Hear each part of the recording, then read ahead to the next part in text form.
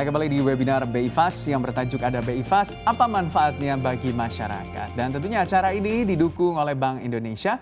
Kami ingatkan kembali bagi Anda yang ingin mengajukan pertanyaan kepada narasumber-narasumber yang hadir di siang hari ini. Anda bisa langsung saja mengirimkan pesan via WhatsApp ke nomor telepon 0812 1299 0001 yang saat ini tentunya tertera di layar kaca Anda. Nantinya ada 3 penanya terpilih yang akan mendapatkan hadiah berupa e-wallet senilai Rp200.000. Kita lanjutkan kembali dialog kita di hari ini, masih tersambung bersama kami Asisten Gubernur, Kepala Departemen Kebijakan Sistem Pembayaran Bank Indonesia, Ibu Filianingsih Hendarta, dan juga ada Ketua Asosiasi Sistem Pembayaran Indonesia, Bapak Santoso, dan juga ada Mas Alexandro Ruby yang merupakan entrepreneur dan juga content creator. Kita lanjutkan kembali dialog kita di siang hari ini, Bapak, Ibu, dan juga Mas Ruby. Tentunya saya mau ke Ibu Fili lagi. Bu Fili, kalau kita melihat nih, bagaimana sih sebenarnya tahapan implementasi layanan dari BI Fast di perbankan? Ya, ini karena kan implementasinya besar ya, jadi nggak bisa big bang langsung semua. Jadi di tahap awal ini implementasi BI Fast ini melayani dulu individual transfer kredit ya, yang ini sudah go live di tanggal 21 Desember 2021 yang lalu. Nah, implementasi layanan BI Fast ini juga dilakukan secara bertahap. Jadi tidak semua bank langsung. Jadi ini kita sesuai dengan kesiapan bank. Tadi katakan bahwa saat ini sudah ada 43 bank. Ya, waktu Desember batch pertama itu ada sekitar 21 peserta. Lalu batch kedua itu ada 22 peserta. Ya, saat ini ada 43. Nah, ini ada gelombang-gelombang berikutnya. Jadi secara bertahap ini dilakukan sesuai dengan kesiapan banknya. Karena sebetulnya bank ini dia masih bisa melayani nasabahnya untuk transaksi retail dengan SKNBI. Ya, jadi ada beberapa pilihan gitu yang bisa digunakan. Nah, pengembangannya juga bertahap gitu ya. Saat ini untuk transfer kredit, nanti transfer debit, ke depannya mungkin juga dimungkinkan untuk kartu dan lain-lain. Nah, di sisi banknya peserta ini juga sama gitu ya, karena bank juga sesuai dengan kesiapannya masing-masing, mereka menyediakan berbagai kanal. Jadi bisa aja kanalnya itu dia melalui mobile banking terlebih dahulu gitu ya, internet banking, nanti baru diperluas menuju ke counter, menuju ke ATM dan lain-lain. Jadi ini sesuai dengan strategi dan kesiapan masing-masing bank gitu ya. Tetapi kebanyakan di tahap awal bank akan melakukannya dengan mobile banking. Ya, nanti akan diperluas dengan internet banking dan teller. Mungkin itu Mas Gibran. Kalau dari Bapak Santoso, dari ASPI tentunya bagaimana sih tahapan implementasi layanan dari BI Fast di antara para anggota ASPI, Pak? Jadi tadi Bu Filia sudah menyebutkan bahwa mungkin saya sedikit jelaskan bahwa proses BI Fast itu berada di back end side.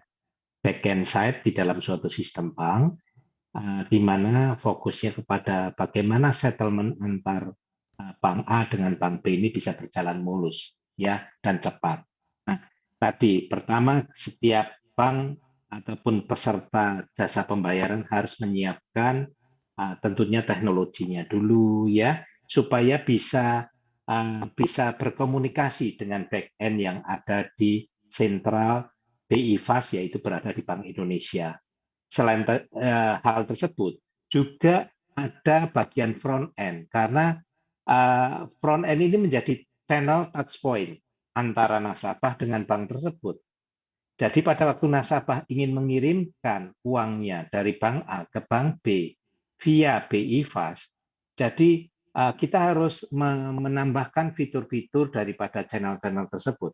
Channelnya tadi sudah disebutkan, ada mobile banking, ada internet banking, mungkin saja ke depan bisa menggunakan ATM atau datang langsung ke cabang atau hal-hal yang lain. Jadi begitu banyak channel-channel touch point antara konsumen dengan banknya.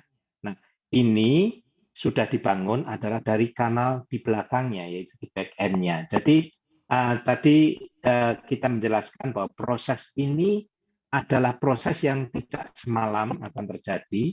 Tadi sudah dijelaskan, starting dulu dengan beberapa bank, ya 21 Desember 21 peserta, lalu ditambah lagi 22 peserta, bukan hanya bank tetapi juga sudah melibatkan non-bank, ya, artinya nanti financial technology pun akan terlibat di dalam proses BI Fast ini. Jadi ini adalah bertahap yang ujung-ujungnya seluruh pihak akan mendapatkan manfaat. Jadi ini adalah tahapan-tahapannya dan kita juga harus sesuaikan dengan size daripada PJP-nya. Ada size yang besar, ada yang menengah, ada juga yang kecil. Kita harus menyesuaikan, mencari jalan keluar supaya semuanya bisa mendapatkan manfaat yang sama dari BI Fast ini. Jadi demikian. Oke, salah satu kalau kita lihat yang ditawarkan atau menjadi unggulan adalah soal biaya transfer 2.500. Nah, saya mau tanya ke Mas Ruby tentunya. Mas Ruby, sudah mencobakah dan merasakan biaya transfer Rp2.500 ini? Ya, udah. Ini case-nya agak lucu ya. Kadang kita pengusaha tuh karena nggak sempat ngurusin perintilan gini tuh, kita baru ngurusin finance tuh biasanya sudah jam kerja gitu. Terus saya waktu pertama kali ngeliat BI Fast, saya ngeliat ya, aduh fitur apa ini? Aduh, saya pakai yang biasa saya pakai dulu aja deh. Karena nggak mau pusing kan, karena kepala ini perlu memproses dulu ini fitur apa gitu. Tapi kemudian besokannya ketika lagi lowong, saya lihat-lihat lagi, ternyata ini lebih murah ya. 2.500, saya nggak nyadar kemarin pas milih. Wah, sejak tahun 2.500 dan 24 jam, dan emang cepat tadi settlement-nya langsung gitu ya. Gaspol kita pakai terus gitu. Nah, saya nambahin satu lagi nih Mas Gibran. Boleh. Mungkin tadi dari sisi pengusaha, ini dari sisi mungkin dunia kreatif ya, dunia content creator juga saya cukup dekat gitu. Di mana seringkali kita itu beracara gitu ya, atau punya kegiatan itu justru bukan di hari kerja, justru di weekend kan. Saya ngikutin teman-teman yang misalkan sekarang lagi trending nih, Bu Fili, Pak Santoso, yang namanya live shopping. Jadi content creator ini bikin acara shopping online gitu ya, bareng-bareng dia bikin live session, lalu dia jualan itu di Jumat malam atau Sabtu malam gitu, ketika orang lagi nganggur nggak bisa tidur, shopping bareng sama mereka. Nah itu kan buat mereka yang mau bertransaksi di malam-malam weekend, kayaknya ini solusi banget buat saya gitu. BI Fast ini yang di mana 24 jam, mereka bisa langsung setelah selesai live bisa bayar vendor. Belum teman-teman yang punya event, misalkan musisi atau apa yang di Sabtu Minggu, itu menurut saya use case-nya kepake banget di situ sih. Jadi 2.500 aman, cepat, dan settlement langsung sih menurut saya sangat kebantu ya. Oke, sangat membantu tentunya ya bagi masyarakat dan pengguna tentunya. Sudah ada pertanyaan yang masuk untuk narasumber kita di siang hari ini. Saya bacakan satu persatu dulu. Ini yang pertama ada penanya dari Wahyu di Bekasi dengan nomor telepon 0896 73128XXX. Nah, pertanyaannya ini apakah ada kemungkinan untuk diturunkan kembali biaya layanan transfer antar bank? Apakah mungkin dilakukan di masa depan? Terima kasih. Nah, pertanyaan ini tentunya Ibu Fili tentunya yang bisa menjawabnya. Saya persilakan, Bu. Ya, definitely bisa jawabnya.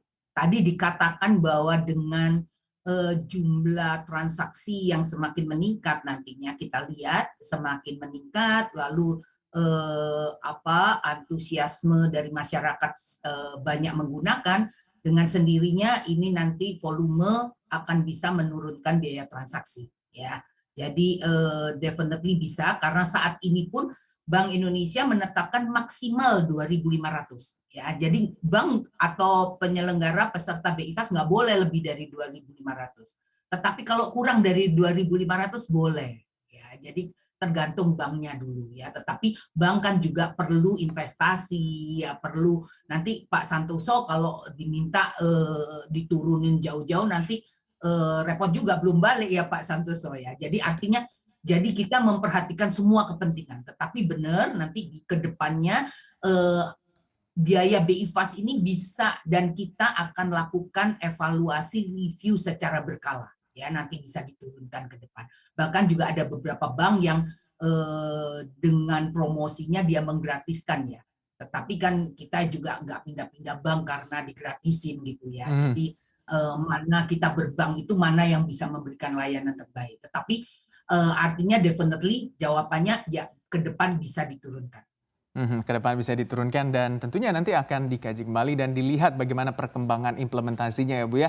Oke, kita ke penanya kedua, ini dari Cahyo dengan nomor telepon 0896941178XXX.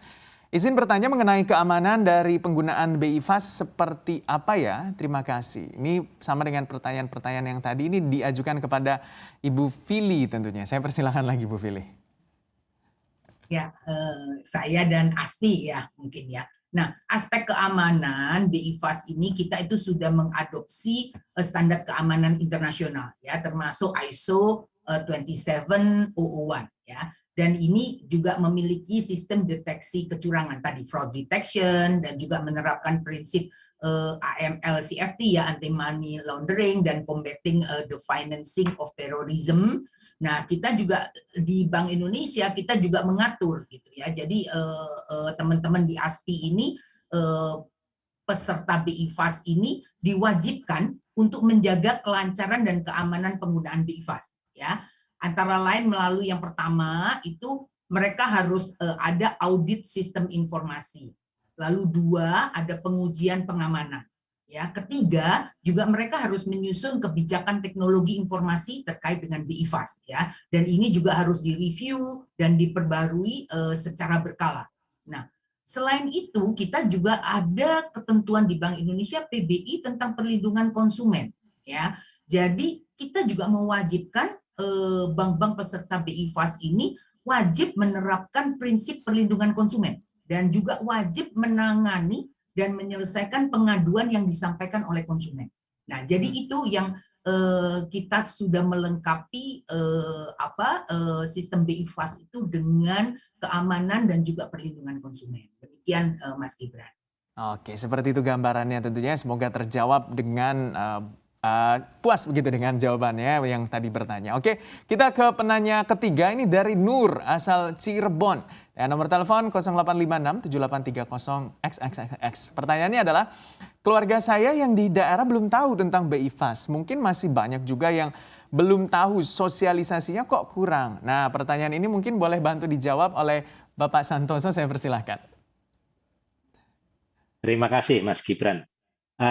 Memang tahapan kita adalah bagaimana menyiapkan industri pembayaran itu membereskan dulu aspek teknisnya, ya. Karena kita sadar aspek teknisnya sudah terhubung dengan baik, mesinnya diuji cobakan, fitur-fiturnya, ya. Lalu dari situ semuanya lancar, mesin lancar, ya. Lalu tadi jangan lupa bahwa ada channel-channel yang harus disiapkan. Ya, disiapkan oleh PJB tersebut, apakah itu internet bankingnya, mobile bankingnya, atau mungkin juga channel-channel lainnya. Dengan itu semua tentunya kami sebagai asosiasi akan berkolaborasi dan mendorong setiap PJB untuk sosialisasi dan edukasi. Setelah semua alatnya siap, ya tadi sudah mencapai satu standar tadi keamanan, lalu kenyamanan, ya semuanya sudah siap dan sesuai dengan yang harapannya, yaitu requirement-nya, orangnya siap, prosesnya bagus, teknologinya bagus, barulah kita akan campaign, ya. Itu adalah proses yang selalu kita bersama-sama kolaborasi dengan Bank Indonesia untuk mengedukasi sosialisasi kepada masyarakat supaya penggunanya mengerti. Jadi mohon sabar Bapak Ibu, karena memang kan belum semua peserta, belum semua institusi pembayaran itu terkonek dengan BI Fast. Jadi kita akan secepatnya mengajar dan mendorong mereka supaya terkoneksi dulu dengan BI Fast, supaya tidak ada yang ketinggalan dan merasakan manfaatnya. Demikian kira-kira. Oke, baik. Kita jeda sinak dulu Ibu Fili, Pak Santoso, dan juga Mas Ruby dialog kita di siang hari ini. Karena usai jeda kami akan melanjutkan kembali dialog kita bersama dengan Ibu Filianing Sihandarta, Pak Santoso, dan juga Mas Alexandro Ruby. Dalam webinar ada BI Fast, apa manfaatnya bagi masyarakat? Pastikan Anda tetap menyaksikan CNBC Indonesia.